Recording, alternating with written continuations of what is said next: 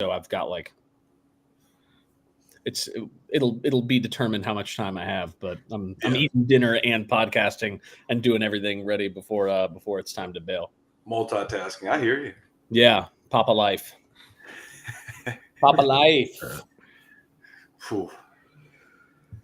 Let me see overlay. Chat overlay. I'll tweet this out too.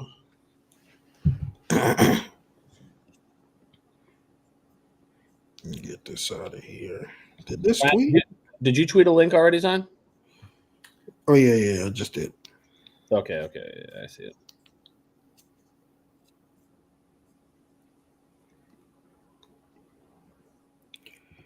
Have mercy on me. Yeah, I heard. I was singing it over on the side when you were Many men wish death upon Duke. What's good, y'all? What's good, y'all? He's saying, well. Where's Ryan been? Ryan, he's as I said on past podcasts, he's been just taking a break. He's been busy a lot, so we got our guy JMann though. JMann the legend. This thing is not tweeting. Okay, I'm just gonna quote tweet it, whatever.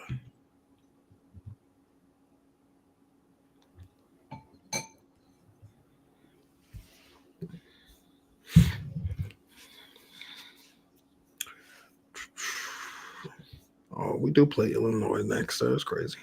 All right, let's jump right into this. Where's the intro? The three of you guys, man, thank you for what you guys do, and appreciate you guys having me on. We were trying not to score and everything. We got about 33s or something. Yeah, I mean, we kind of felt that. We kind of feed off that energy. This place is amazing. Like I really love Duke, and I love the atmosphere I'm in here. Mark Williams, beast mode. Paolo first half, he had the cramping stuff. Fair enough. Beast mode.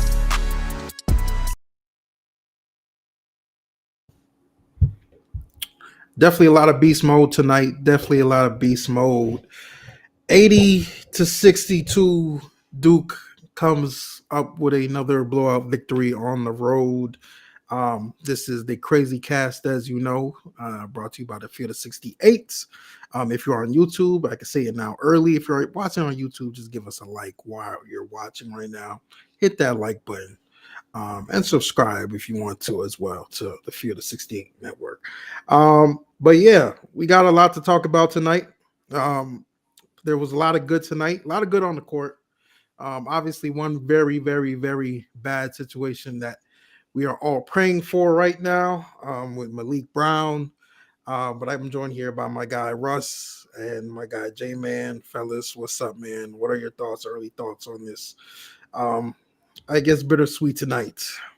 Yeah, let me jump in because I don't know when I'm gonna have to leave. I'm gonna be on Papa duty, so I might just have to bounce at a certain point. Yeah, obviously the only thing that matters tonight is Malik Brown. We need him to be healthy in order to maximize our ceiling. Big Pat played great tonight. It's just the versatility that Malik gives is really irreplaceable. So we just need him to be better. The fact that he was on the sideline, even though if it was in a sling, feels a little better to see him out there. The fact that they reported that it was a shoulder thing, again, I was really concerned watching it that it was like a bicep tricep thing. It could still be that. We don't know, but they said shoulder. Nobody will know anything until they run some tests. But obviously for the second half, instead of watching the game, we were all just sitting there like Googling how long does it take to recover from like whatever type of injury crossed our minds. That's really all that matters. The game was great. We also haven't been here since the Cal game or the Stanford game. Duke does very well when playing bad teams. We're crushing these bad teams. Covered tonight, covered against Stanford, didn't cover against Cal, weirdly enough. But the Stanford, we obliterated them. And then tonight it was very comfortable. If it wasn't for a late surge in garbage time, we had this game 25, 27 points the whole way. Yeah, I don't really have much to add other than, like Isaiah Evans. I said this in the Trilly Discord. I think Isaiah is the funniest good player that Duke has had in a while. Like, because I am cracking up watching Slim play, man.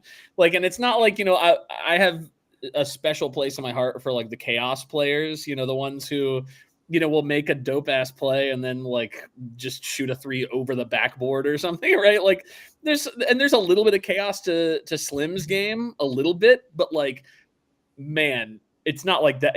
But it's good chaos though. Like once he makes one, the rest are going in. It doesn't matter. Like it just doesn't matter. He can throw them up with 5 players draped over him and toss it over the back of his head. It doesn't matter. It's going in. He's got a magnet on the ball if he sees that first one go in. It's unbelievable. I was talking earlier, and I don't know what the stats are going to be after this game, but I think going into this game, Slim's 6 best games, he shoots the most when he's shooting well. So half of his shot attempts came from 6 games. And in those 6 games, he was shooting 58% from 3. And in the entire rest of the season, he was shooting 26% from 3. Like that sums up in a nutshell what's so beautiful like about the Slim experience. You know what I mean? Like if you don't see the first one go in, okay, it might be one of those nights. But if you see the first one go in, like hold on to your ass, man. It's going to be an unbelievable night. And tonight was one of those nights. I mean, he was God mode when shooting that ball. It was unbelievable. So I love me some Slim. He played some pretty good defense tonight too, at least when he was on ball. I thought his on-ball defense tonight was probably his best defensive effort I'd seen from him this year. So, yeah, man, nothing else new under the sun in this game. Nothing much to report. Just got to hope that Malik is okay. Yeah. To go off of that, yeah, Slim, I love his stat line. He has 3 too many rebounds for me and 2 too many blocks. I just want 3 points, no rebounds, no assists, no nothing. The 17 points on 6 of 7, and he's plus minus was -1, which is crazy. I mean, that's just he was getting buckets, but I don't understand plus minus sometimes. I just like to put it in my favor when I have, a take. I want to say so. Him being -1, I'm not looking into that much because, like Russ said, his defense looked good. Like 2 blocks and then on ball defense as well. Like he played a really good game. But to talk about Malik Brown too, talk about his impact. Like when John Rothstein would tweet, Malik Brown's out, averages 2.4 points per game. That is completely misleading to him. Because he had 2 points in this game, but again, I'm going to use the plus minus to my take, and he was plus 13 on the court in 10 minutes with 2 points. The guy impacts plays, he impacts winning, and like Russ said, glass half full take as he was sitting on the bench. Again, this is just me guesstimating, but like when I had a teammate of mine in college when he had a serious injury, he went straight to the emergency room at an away game, and so it was like, all right, we got to go pick him up or check in on him. So the fact that he stayed in the arena and stayed on the bench, to me, makes it seem like it's not as like season ending. Hopefully, I'm hoping the sling, we'll see. But look, he's in good hands and he's at Duke, so hopefully he'll be back by ACC tournament. Hopefully, yeah. I mean, I don't even want to speculate because he could be back like next week. Correct. If all goes well, it just could be longer. I mean, the range of outcomes when it's something like this is impossible to predict. To address the -1, I would say, first of all, as Marshall pointed out in the comments, he does get lost off ball. He does. I mean, his off-ball defense can be tough. He's a freshman. That's to be expected. But the off-ball defense can be tough at times. But also, look at the lineups he's playing with would be the other thing I would say.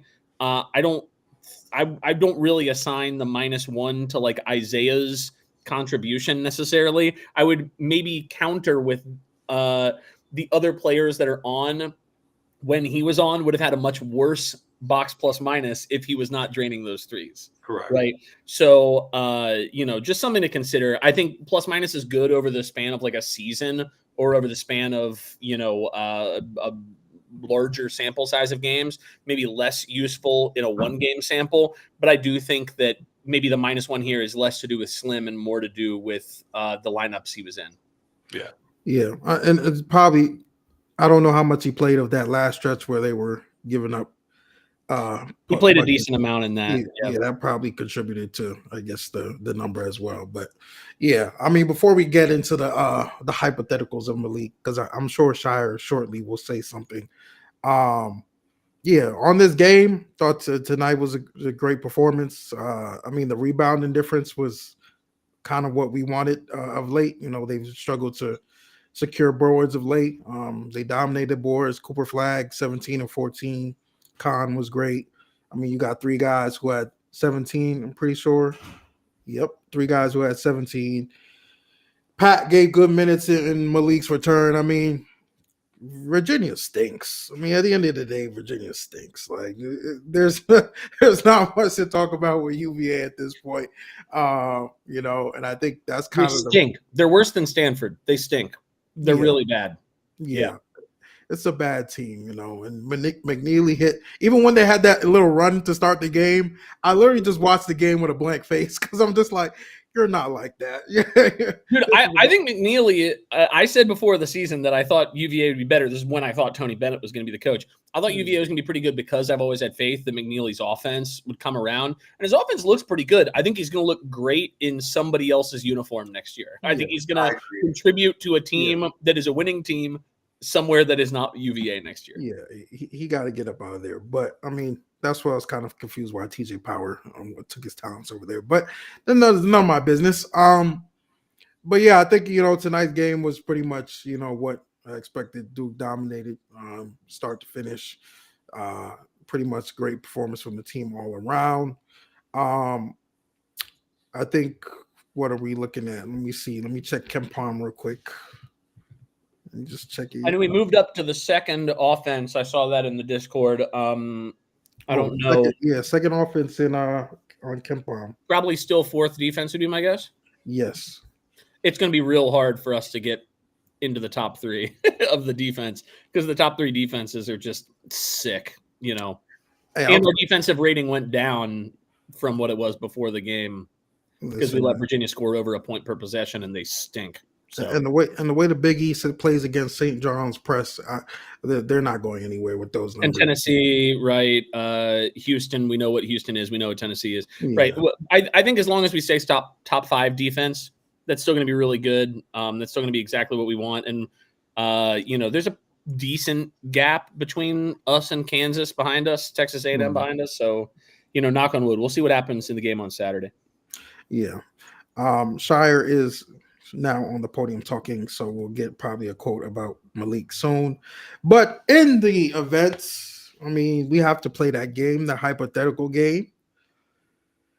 What are your thoughts about this team if it was Malik out for the season?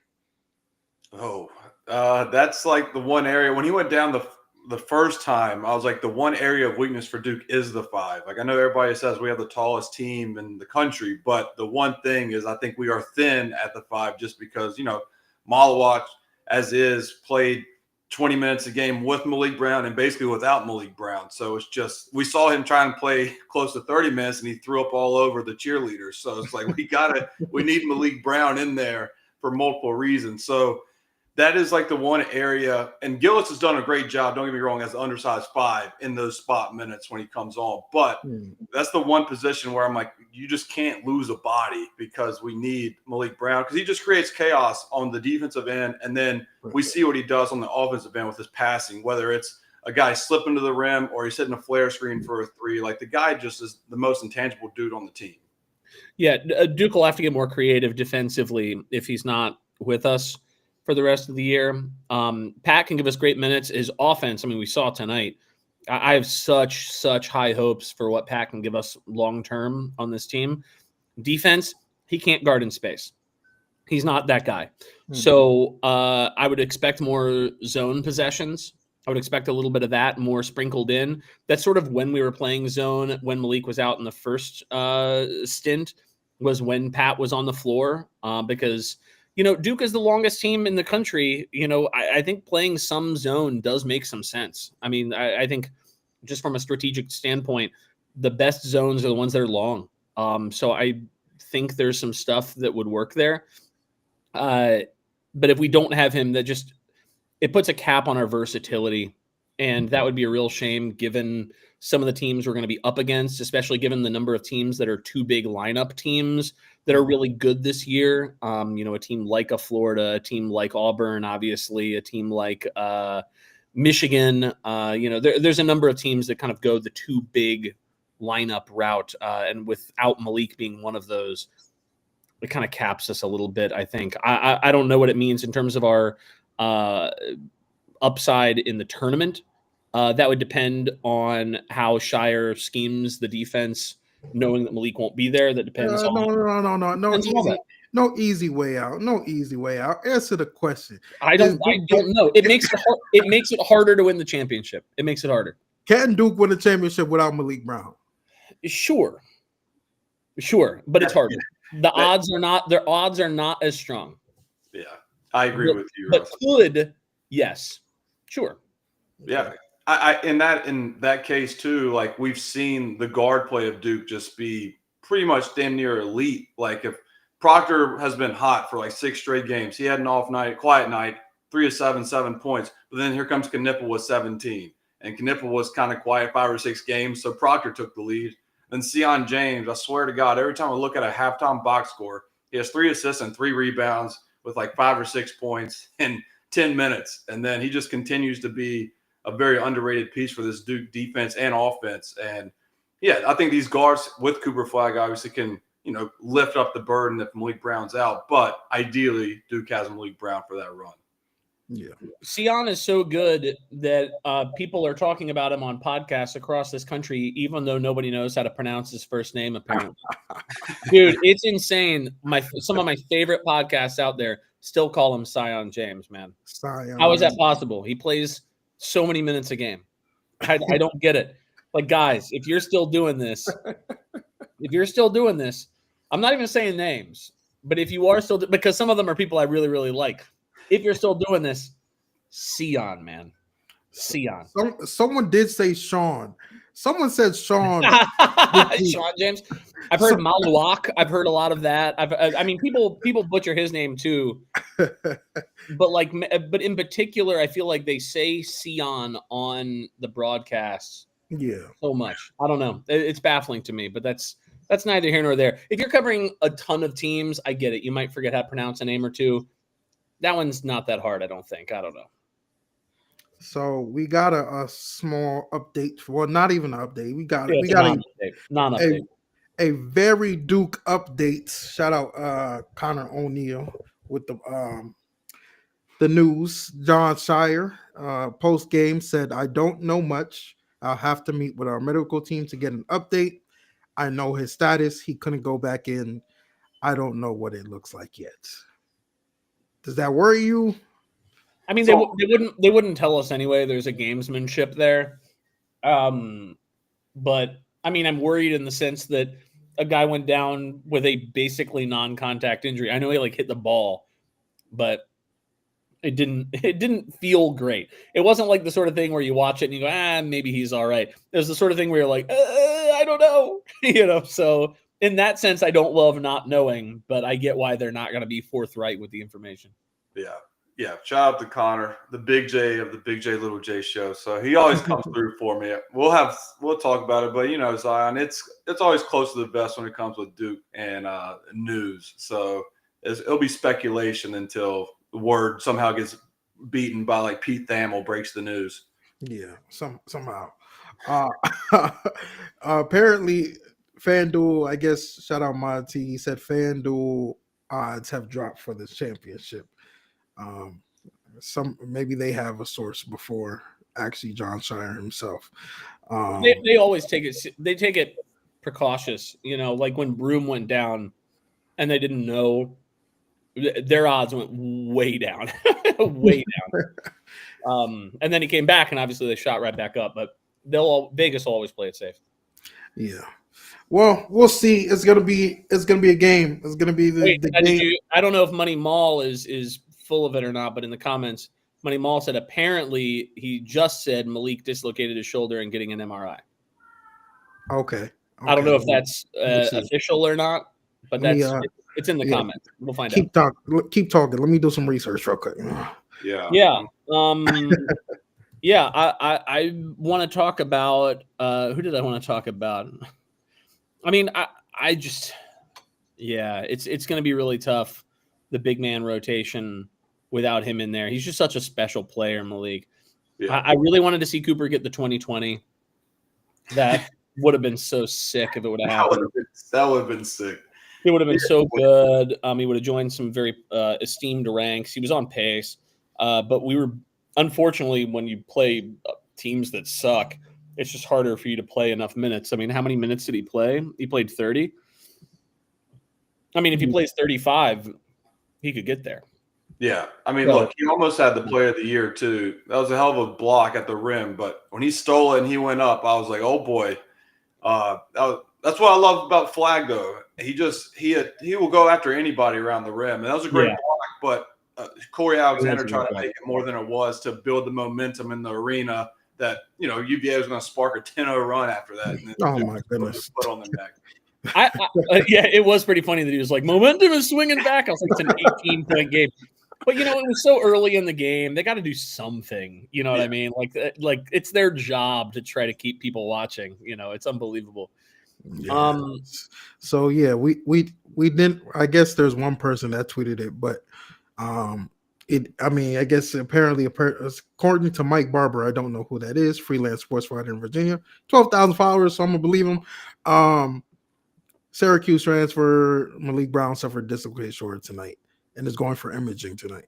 Dislocated shoulder, I feel like that's good news. I mean, it depends on the severity, obviously. It depends. It depends on how clean it is, right? It's the sort of thing I was talking about this. I forget if this was on Twitter in the Discord, but it's either it could be something where he plays the next game, or if it wasn't clean, he could be out a while. It could be anything. I don't even want to speculate. I'm just going to hope that it's clean, and we'll move on from there. Yeah. I think at least it's not bicep, because I saw all the bicep tweets. Oh, dude, I was so scared of bicep or tricep. Now it still could be. Who knows about that Twitter guy, right? Like, I don't want to get ahead of myself, but I was terrified in the moment. Yeah, I think shoulder is the best case instead of like bicep, but if it is the minor part of it, he still probably missed a couple of games and come back with one of those compression, like quarter sleeves that you see players wear. I wouldn't be surprised he wears that when he comes back, if he comes back to where he can play. But hopefully it's nothing serious. It sucks for him too, because he's from Culpeper, Virginia. So he had a lot of people at the game to watch him. And so that sucks for him. And on a personal level, to see a lot of friends and family at their game. Right. He was playing well too. I mean, I think the best case scenario, even with the injury like this, obviously you don't want him Malik to be hurt, is we're just really looking for him to defend. Maybe that does affect his range, I guess, a little bit, but I think still his presence on the floor, his IQ, and just his ability, I guess, to swipe with his other arm will still come in handy if we have him on the floor. But yeah, Russ, before you have to go, you want to talk about your immense plug? Go ahead, bro. Because I see SJ's in this chat. I know SJ. I know SJ from the board. See, he's yeah. I've seen a few people from the Discord. I teased it a little bit earlier. So it's JMann, right? Isn't that how we say it?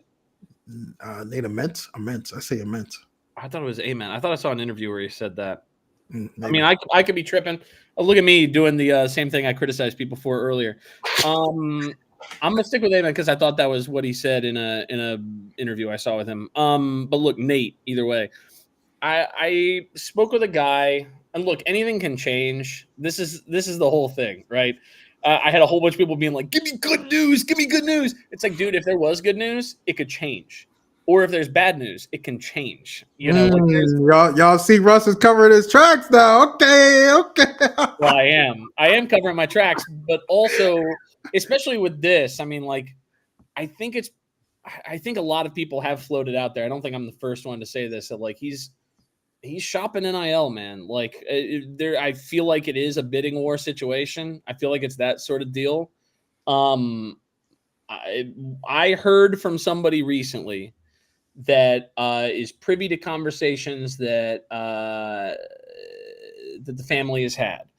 I'm not saying that these are conversations where he heard any specific things, but there was discourse in a person's presence, and he heard it. And the vibe that he was getting from that did not leave him with the warm and fuzzies about Duke. left him thinking that he was looking for a place where he would be the guy, looking for a place where he would have the featured NIL, was looking to shine. He could change his mind. And again, that was just the vibe in the room. But that's what I heard. I'm hopeful.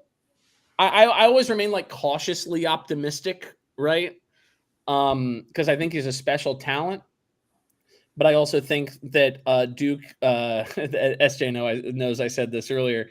I think we have many avenues towards being a title contender next year, even if we do not land this special prospect.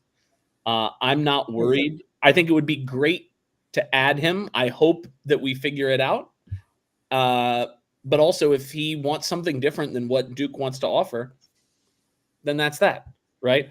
Yeah. Again, maybe that was some showmanship because there was stuff because there were other people in the room. I don't know what's happening behind closed doors, but my guy was left not with the warm and fuzzies as it pertained to Duke's odds. So take that for what you will. I will say, man, I kind of agree. I'm on the same, like, not in terms of your info. I'm talking about if we were to lose out, I do feel like Shire's track record, whether it's in the portal, wherever, we'll come through and we'll be fine. I'm not really worried about that one. I think we have what we want right now in terms of the star and Cam Boozer and yes, the Shelton, Caden, they'll all be good pieces. But if we could bring back a guy, hopefully Isaiah Evans, to be that, sure. Because I think he's very capable of being a 15 point per game scorer, especially with a year of development.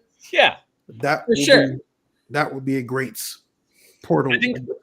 I think before I leave, I think that the path is pretty obvious. We need a point guard. We need a guy who can be the every down point guard, right? That's got to be top priority in the portal. I think bringing back some of the talent that does not want to go to the draft or might be closer to like a second roundy sort of range, we got to be trying to lure those guys back best we can.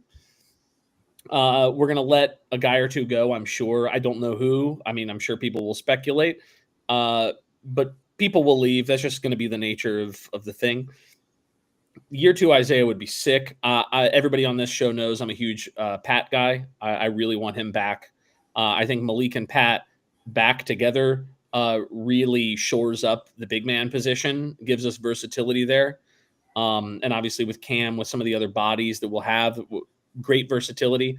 I think we'd really want an every down point guard. And then guys like the guys we brought in, like Sion, like Mason. We want guys who have experience, guys who have strength, guys who have played in a lot of games, guys who are gutsy and dive on the floor. These are the sorts of guys that we want at Duke in the portal. I do not want guys who are like, they could be good if we develop them. Let's let other schools go after those guys. We want the polished role players. And if we can grab a star, then that's where that NIL money, assuming we don't land Nate, the NIL money needs to go towards landing a star at the point guard position, in my humble opinion. I don't run the show, but that's what I would do. GM Russ. If only they want to pay me GM dollars, I'll run the show today. I'd do a better job for a school than Doug Gottlieb would do. I'll tell you that right now. Right? Give me the Doug Gottlieb deal, where if I screw up, you're going to pay me twice as much money to get fired. Give me that deal. That would be the best. That would be sick. That man finessed. But yeah, I gotta bounce, guys. All right, man. I'll see you. All right, man. So we did get the news official. Malik Brown dislocated shoulder. I mean, I'm not gonna say he's out for Saturday, but I'm gonna assume he's out for Saturday against Illinois. Kind of does. I don't want to say they're equal players, but Morez Johnson for Illinois is going to be out for a while. How are you looking at that matchup now? it's a bigger test, right? Like now it's just more adversity. It seems like it hasn't went Duke's way when it comes to matchups. Like Clemson, I'm not making excuses for the Clemson loss, but look, Flagg was clearly sick that whole game, and that was just ill-timed. And now here's more adversity as Duke's about to play Illinois. You're the guy that sets the tone on one end of the floor defensively is now, I would assume, would be out for that game. Again, that's just me assuming. Dislocated shoulder. I mean, look, but this team battles adversity. They do. And, you know, I think I do think at least, you know, without Morez Johnson at Illinois, Illinois is going to be basically playing small ball, which again, kind of probably was what we want Malik for. But I think Duke will be fine in terms of weathering the storm, at least for the next couple weeks. Ideally, if we could get it back before UNC, that's cool. Monty, Illinois is consistent. I agree, is inconsistent, but they do have the firepower to just get randomly hot. Like Will Riley, I can't pronounce KJ. Yeah, KJ. Yeah, KJ. We're going to leave that alone. V6, all them guys, like they can score. So, I mean, I don't want to get in a situation where they're hitting every three at MSG because, you know, they're the type of team that can do that for 40 minutes. But I do think we'll be fine. That's MSG, the Garden, home game for us. But it's tough because this is going to be the lingering thing. You know, injuries happen, and injuries are always going to be a part of your season regardless. I think Duke has been fairly – I mean, I would still consider them, you know, a pretty healthy team for how the season has went, but there's always something every year. It is crazy because, I mean, we've now missed Malik Brown. Malik Brown's been hurt twice. Gillis was sick to where he didn't play 2 games. Shire missed a game because he was sick. Cooper Flagg played games that he was sick in, and you could see. So, like, this team, like I said, has battled adversity on top of one of your preseason starters now playing 6 minutes a game late in second halves and Caleb Foster. It's just like they're battling. But that's what the basketball season does to you, man. From November to March, you grow and you got to battle adversity. And it's going to be a good matchup. I think Shire will have the dudes ready to play. I think Gillis will step up like he did when Malik was absent. Because that's really where it seemed like Mason was very comfortable, started to get more comfortable with what his role was with Duke. It was then Malik went down and he really stepped up in a veteran way. And I'm hoping that he can continue to do that. Nah, I'm excited at least for the fact that other guys will get an opportunity to step up, like you said. I think Gillis will definitely factor into that game on Saturday. Because who's there? I can't pronounce all their dudes' name. Humorous, what's his Ben? You're better than you are. Just like me, it's easier to type it out on Twitter than it is to pronounce. I'm with you, but like I said, I call Kasparis KJ because it's easiest. I mean, 15, 5, and 5, and he shoots 5 threes a game. So that's going to be that's a March Madness guard that Duke's going to be playing. Right. Like I know they're 17 and 9. I don't know what they look like for March, but in terms of their dudes when they're on, this is a team that would be a great test for Duke in March Madness, and this is great prep because they have guys that are experienced and can play. Yeah, they can score. So they'll definitely be spreading the floor on Saturday. But, you know, I think we'll take care of business. Shout out to Will Foster, bringing Cash Cobain. Listen, I'm going to be there on Saturday. If you bring Cash Cobain, man, come on, just tell me. Hit me up, and you know, we can link up real quick. But yeah, Monty, I'll be in the building on Saturday. So we'll see if we can pull that one out.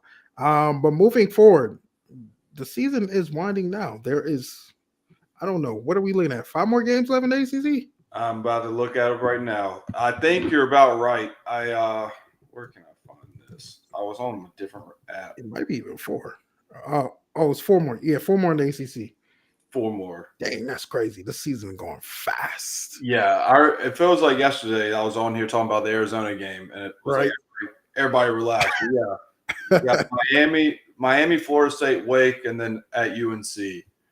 So look, this is a good test for Duke. Again, Malik Brown's down. It's good for guys to, step up, and then ACC tournament comes around, Shire plays his best ball like late in the season. I know they obviously had the skid going into March last year, but that team going to the Elite Eight was crazy. Looking back to how they struggled going into March, that they can make it to the Elite Eight. But yeah, I just think Shire and the coaches, I trust them to fill the void that if Malik Brown misses any time, I feel confident in that coaching staff. Yeah, and I mean, these aren't the hardest games in the world. I mean, Florida State, Miami is our last. I mean, we go to UNC. Miami's our last road game before UNC. Miami is trash. We have already seen that. Florida State. That's at home. We should blow them out. Wake Forest, I think we'll take care of them at Cameron. Without Malik. So it's really just that, I guess, the UNC game and this Saturday that we should maybe be worried about a little bit. Yeah, the Illinois game for sure. And Cardcast is right. Shout out those guys. Card does great work. Maryland, Illinois, they could make a deep run for the Big Ten, make a deep run and win the Big Ten. That's the biggest test for Duke. And if Duke wins Saturday, I think Card even put it on here that they're -6 based off of somebody's analytics. I forgot what it says. Torvik, I think it was. If Duke comes out and they win and cover the spread against Illinois, that's a really solid win. Again, with the guy that's man down. But look, we know we can only take it a game at a time, Zion, because we know at the end of the day, college basketball is unpredictable too. Yeah, very, very unpredictable. But yeah, I think even with Malik down, like we kind of talked about, Morez Johnson is out for Illinois. That was their best athlete. So they won't be the most athletic team on the court on Saturday. So we'll see. We got a couple questions here. Do we think Caleb is coming back next year? I don't look. I want him to, right? Like, it'd be sweet for him to come back year 3, but it's just, a lot of turmoil for him, and it has happened this year. He went from being one of the 2 guys coming back, and him and Proctor both starting. Proctor, again, like I said, he played probably his best 5-6 game stretch of his career recently, whereas Caleb, we are looking through a microscope against Stanford at the end of the game and crediting him having 10 points in 6 minutes. And so it's just, there's 2 different platforms there to where I don't know, man. If I had to guess, I don't think he comes back, but that's me making a guess on February 17th. And the good news for people wanting him back, I'm wrong a lot of the time. So we'll see. Yeah, I mean, I'll answer the question, but I mean, I don't think I at this point, I don't think, if I had to put money on it, I would say he isn't, just because of not really what has transpired. I don't think you could blame Duke for it. They did put him in position to, be a starter, be one of the leaders on the team. And, at some point they had to make a change. Credit to John Shire. He made that change very early with Sion. And Sion has been as great as he is. I mean, can't really fault Duke for that. And, sometimes there are just going to be better situations for you, and this might not be the best situation for him to play his, I guess, best basketball, because, I mean, even with the class coming in, we're going to have ball handlers, and at the same time, you're going to have to probably get a guard in the portal, like Russ said. So once that happens, that's kind of pushing him out, unless Tyrese Proctor were to say, senior year, I'm running it back. Hey, yeah. But I doubt that even's going to happen. But yeah, if I had to say, yes, I would say he's probably leaving. But I think so too. And I think Proctor's the same way. Proctor, in a different way, is like more of the Roach approach with Proctor, in my opinion, is where I don't think he's going to the league, but I think he's, look, you gave us 3 years, go get paid, like get your big bag, and then, go from there. Because I talked about on my podcast that it's like 3 years now seems like 4 years in college basketball, and that 4 years for them to go really make that money. But Proctor came back. Jesus, I mean, that would be great, right? That would definitely help with Sion obviously leaving too. But with Foster, I just think Foster is probably out. Yeah, and it's sad, big Caleb guy, but It just happens. That happens at Duke when you're such a talented team and a program that is continuously striving to win championships. This is an interesting one. Well, you're trying to get me in trouble. Uh, since we talked about the end of the season, if Roach is on this team, does it go undefeated, not just in the ACC but overall? I'll start this one off. Hell no. Yeah, I the words out of my mouth. Hell no. Yeah. Listen. Respected Jeremy, what he did the past couple of years. Obviously, hit a lot of big shots. Was part of Duke's Final Four team, but like I said in the beginning of the season when people were saying it after we lost against Kentucky and Kansas, like you got to realize how much we lose too defensively when you slide in Jeremy Roach into the defense. Not to say he was the worst defender in the world, but you lose all the size and length that has made the team what it is. Offensively, I love him, but he's also not the most efficient guard. He's not going to be able to make the same impact as Sion James makes taking 5 shots. Yeah. Sion James doesn't have to take 12 shots, go 5 or 12 to make a big impact. No, Sion James took 3 shots the other day. He had like 12 points, 5 rebounds, 5 assists, and he's going to defend his ass off. Like, nah, man. Jeremy, respect to him, but undefeated, no. I think we have a worse record. I'm not going to lie. Yeah, look, Jeremy came up with big shots for Duke, but sometimes he was a parking cone, and Duke had to go zone because of him. It wasn't because like Filipowski. It was sometimes it was Roach he was a parking cone. But he came up with big shots, right? That mid-range pull-up was his bread and butter, and that was a beautiful sight to see. But like you said, man, yeah, hell no. I agree with you too. I think that this Duke team probably might have a worse record if Roach was on this team. But again, I love Roach and love everything he did for Duke, but he just doesn't fit the mold of what this team is. Yeah. Blue Devil 89 says, how do you lose all size and length for one player? Well, when you're switching and people can target a switch, it does affect. Like I'm not gonna blame it fully on Jeremy. Obviously, I'm not gonna, like I said, respect to him and what he's done at his Duke, with his Duke tenure. But it makes a big difference when you're switching from Tyrese Parker to Sion James to Cooper Flagg, to Kon Knueppel, who's 6'6", 205. Like, it's a big difference, bro. It's a big difference. But I don't want to bash Jeremy too much. Yeah, I mean, Sion's is a truck, dude. He's a semi truck. I mean, I say he looks like a football player, but like basketball players are the same size as football players. Like when Steph Curry is beside like AJ Brown, they're both 6'3".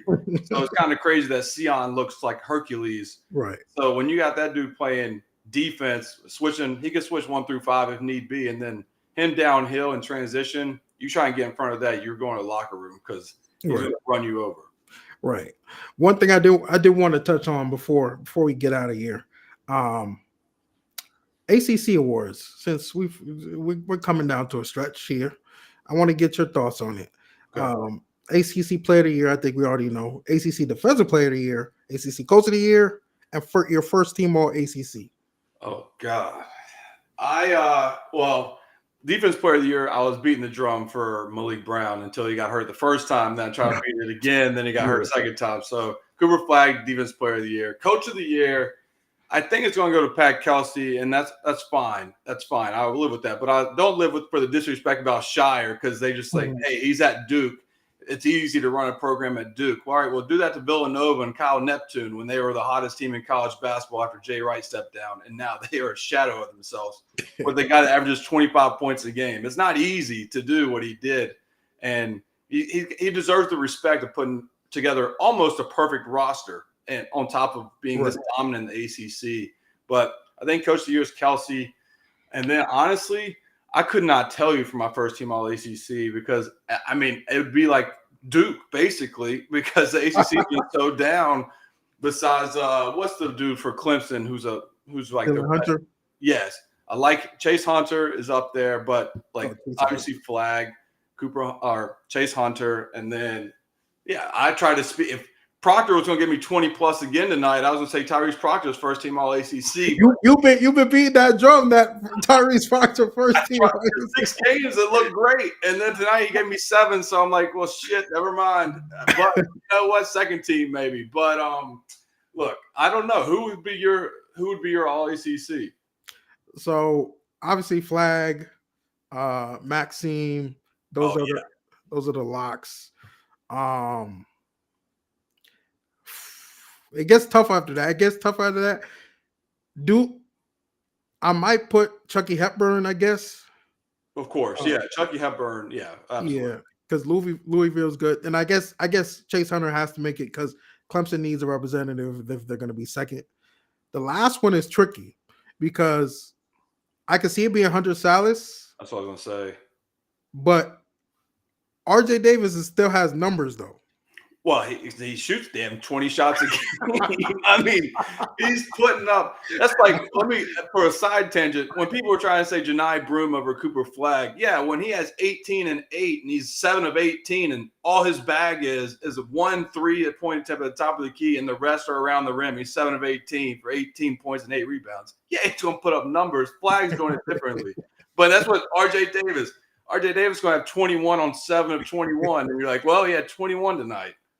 That's what that and I also think ACC voters are kind of stupid. Respectfully, like if there are any guys ACC voters that I know personally, that's not a shot at you because I know you would vote smart. But someone did say Burton from Notre Dame. He's averaging 21, but he's losing though. That's where it's tough. Are you factoring winning? Yeah, I mean that is the tough because what was his name? Eric Green, Virginia Tech, when he was ACC Player of the Year, and they're the worst team in the ACC, and he won ACC Player of the Year. So worse things have happened in this conference. Maybe Burton sneaks in at 21 points a game. Silas should. I'm disappointed that we have this discussion that Silas could be because he should be, but that Wake team is just a disappointment. Like I've been so high on them, and they had that inexplicable loss against Florida State. I think it was Florida State. And then it was just a choke job. And he should be dominating for Wake, but he's just not. Yeah. That's where it's tricky. It's tricky. And the thing I was going to message to with the voters is, would you leave the former ACC Player of the Year off of the first team? That's true. But they're 500. They're what? 14 and 10 or whatever their record is. So like if you did, it makes sense because of their win-loss record. But that would be crazy if they were like 20 and 8 and then he gets left off. But yeah, that's a tough one. It's going to be interesting. I definitely think Duke needs at least 3 guys on second team, third team. Like we need at least 3 guys making this all ACC team just for how dominant they've been. But it'll be interesting to see. I think the ACC freshman is obviously locked up. The all ACC freshmen probably should have Kon and Kamon. Maybe he makes that team. I mean, yeah. Well, it hurt him tonight. I think he only had like 2 points and 4 rebounds. Oh, okay. But again, like if he could just string it together, like 4 or 5 straight good games against pretty good comp. Like Virginia's not the best, but this is a game where I'd love to see him have 8 and 8. Yeah, but man, that's where it's tough. But I mean, I'm thinking Duke should finish at least 19-1 in the ACC. If they finish 19-1, in my opinion, I think Shire deserves Coach of the Year. But I agree.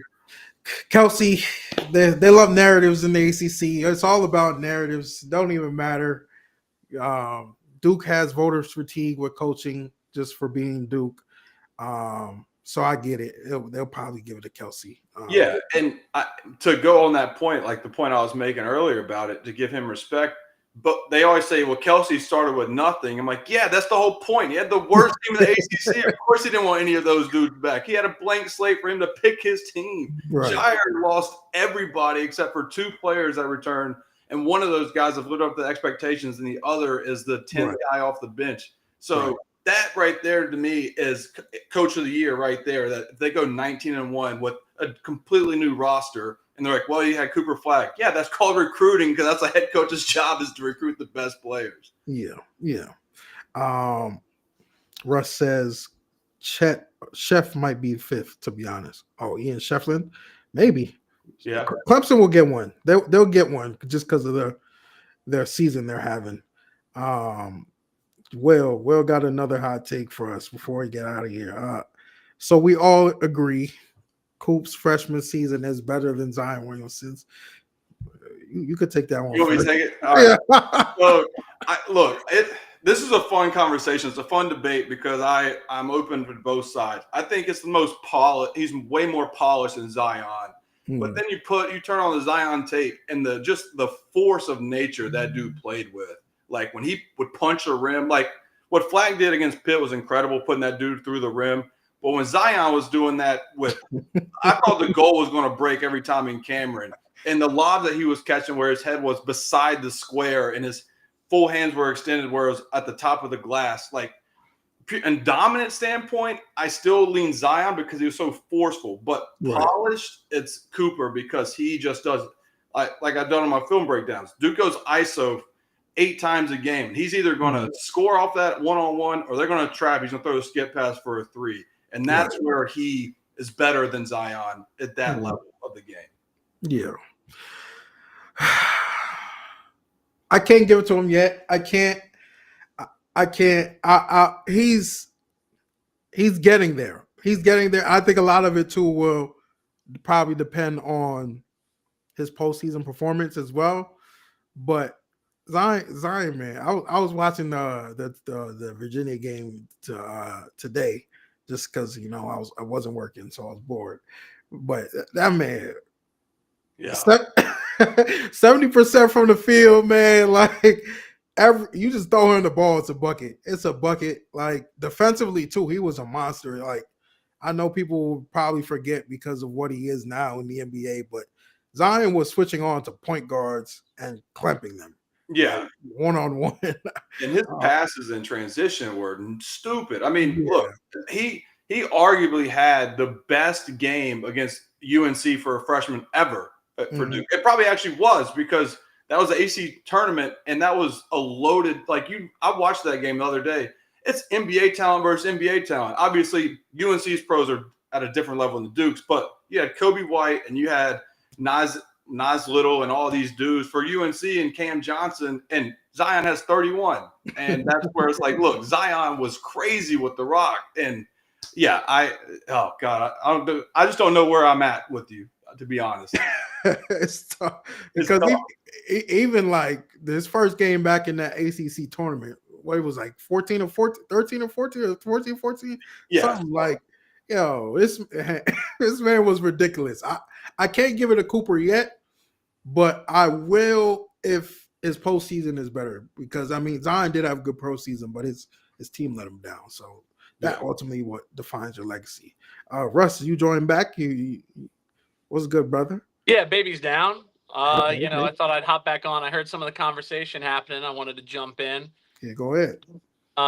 First of all, you said first team All ACC. I would say Flagg, Raynaud, Hunter, Hepburn, and then a 5th. I think you could either go Chef from Clemson if you wanted to do 2 Clemson. I think his numbers probably justify it. I think Kon is a sneaky underdog for first team. Actually, his numbers are pretty good. Like his numbers are real good. You're going by just ACC numbers, or overall?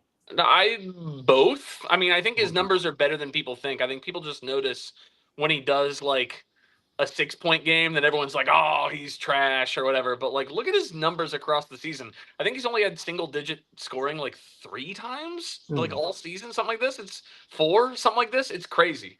But I think it'll be somebody from a good team, or it'll be RJ Davis grandfathered into it. We all know that that's a strong possibility. I think Burton, Notre Dame is not good enough. The other thing you're talking about, Cooper versus Zion, right? Was that what we were talking about? Yeah. It obviously depends on how the postseason goes, obviously. But I think people are underrating Cooper's potential to just have a better season than Zion. Like, just because Zion had maybe, like, the best freshman season ever, right? Or something insane. Yeah. I Cooper's right there. Like, I don't want to give it to him in case like something funky happens the last few games, but he's setting himself up for sure. And I've heard a number of people like Sam Vecini on the recent podcast was just saying that he thought Cooper at the end of the day was a better prospect than Zion because the floor he felt like was higher. Yeah. And I think that's a really strong take given that Zion is one of the 2 or 3 best freshman prospects of the last, or forget freshman, college prospects of the last 5 to 7, 10 years, right? Yeah, like 10 years for sure. Yeah, I mean that's very high praise. So I think he could be right there. You know, I think Vecini, William Foster says Zion's highs are higher. I think Vecini said he thought that Zion's ceiling was higher at the time, but that his floor was also lower and acknowledgeable. Cooper's floor, he said, feels higher, and his ceiling probably is not far off of Zion's ceiling. And that might be true. That might be the case. Yeah, I mean, it's just hard for me because I think a lot of things factor into, and I'm not gonna like diminish what Cooper's been amazing. He's been elite. Like, I think eventually it's probably going to be a 1A, 1B situation rather than who was better than the other. But I do think Cooper has a way better constructed roster with him, and I think the space is huge. Yeah, specifically the spacing. That's the biggest thing, because Zion was getting double teams, scoring through double teams. Virginia Tech was sitting in the paint, just leaving Trey Jones wide open. RJ Barrett, I actually looked at RJ Barrett's numbers today. He shot 30% from deep. I didn't even realize that. He had some games where he went off from deep, but he was a bad shooter, at least from the outside. And obviously Cam Reddish, he was inconsistent every now and then. So, I mean, Zion still made, like, I think Carter wrote in the comments earlier, like, they beat Virginia twice. Their losses were to Gonzaga, like UNC obviously twice, but Zion didn't play. Like, they didn't lose even with their roster deficiencies, and that was because of him. So Zion, I would say, is the more dominant player for sure, right? But yeah, we expected that Cam Reddish would be the spacer, and he wasn't, right? He still shot. Alex O'Connell. Dude, who was the Virginia guy today who was doing an AOC level like garbage time? He was putting his run in DD something. I didn't even see. My man put up like 16 points after it was like a 25-point game, and I was like, man, this is the O'Connell special. Yeah, the old AOC special. Shout out also O'Connell. He played pretty well when he was at Creighton. He made a good transfer and did well for himself. I think better. He was fifth. He was a fifth year. He was. Didn't he end up making like a G League All-Star team or something? Like he did. I don't know. I think I feel like something happened. I forget the story there, but yeah, Cooper, just the fact that so much of his stuff comes facing the basket is, and like he can score in such a wide variety of ways. Whereas Zion, I know, like he made a few threes, but it was mostly just absolute crushing dominance inside. I think that says a lot, man. That's so hard to do.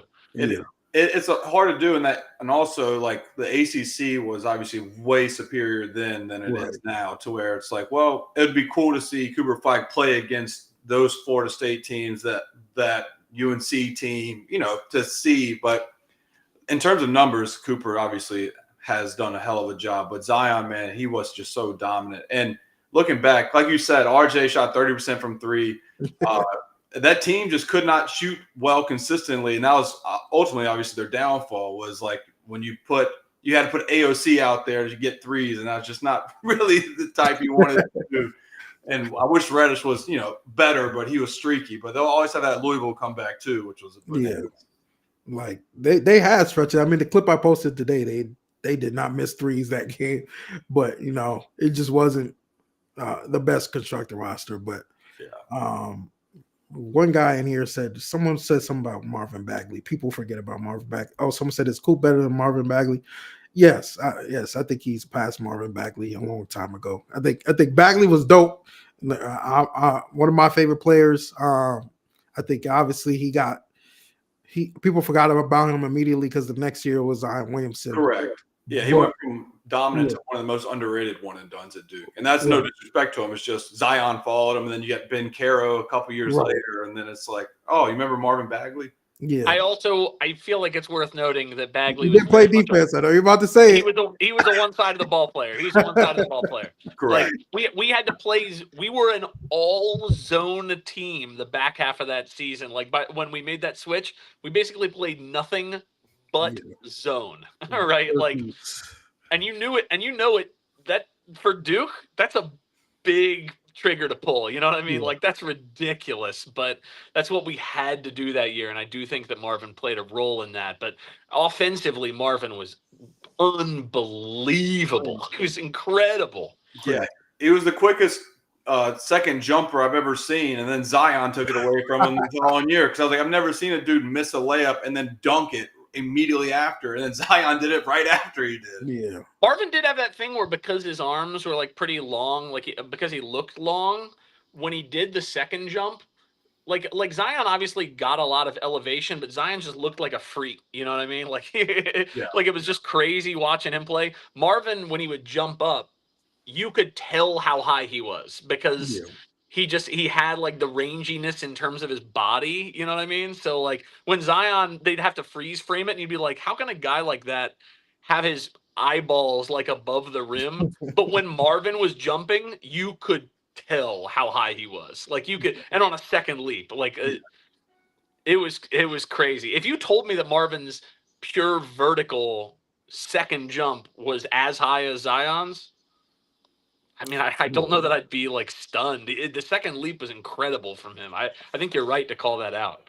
Yeah, it was definitely a sight to see. Paolo not above Bagley. Stop it. Speaking about, we Final Four. Yeah. Final Four is big. Although Bagley won Player of the Year in the ACC, didn't he? Yeah. And I don't think Paolo did. Did he? Did Bagley win it? I think Bagley did, dude. I think he did. I think Bagley was first team. He might have been first team All-American also. Yeah, he was definitely first team All-America. Well, then he had to have been the ACC. But who else would have been the ACC Player of the Year that year? Let me see. Am I tripping? I could be completely wrong, but I thought he won ACC Player of the Year. It feels like he had to have. I think his accolades were higher than Paolo's, but Paolo won. Paolo made the Final Four, obviously, but then the Final Four was just such a game that nobody wants to remember. That I think people underestimate how hard it is to get to the Final Four, and furthermore, how incredibly Paolo played in the tournament. Like, go back and look at Paolo's numbers in the tournament. He killed it, but God tier level tournament performance. I bet in terms of one and done performance in the NCAA tournament, he's got to be one of the best we've ever had. If not right at the very top of the list. He was incredible. Clutch. He was so clutch. I will say though, Jack makes a good point. Marvin Bagley was 1 point from the Final Four. Probably should have got the ball at the end of the game to send them to the Final Four if Grayson's shot fell off the rim. So I don't want to, fully say, just because Paolo got to the Final Four, his season was better, Counterpoint, the fact that Grayson was taking shots at the end of the game and Paolo was the guy shooting at the end of the game, I think says a little something about their respective roles. You know what I mean? Yes and no, but Grayson is a Nazareth chick. Like Grayson was Grayson. Like Paolo didn't have a Grayson equivalent. Like Wendell Moore wasn't that. But Grayson facing the basket could break down and from the outside and get inside. Like Marvin was not that guy. Paolo was that guy, right? Marvin wasn't really that guy, which I think we saw over especially in the final years of K, we saw a lot of those like bigger players, but who weren't guys you just give the ball to outside and let them cook.